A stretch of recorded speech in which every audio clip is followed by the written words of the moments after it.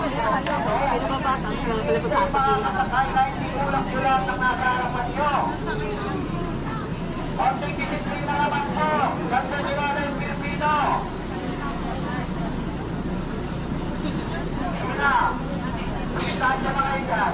Pwede makasakay next to lang po, next train. Distansya na kayo. Huwag niyong gawin jeep yan. Bawal ang angkas yan.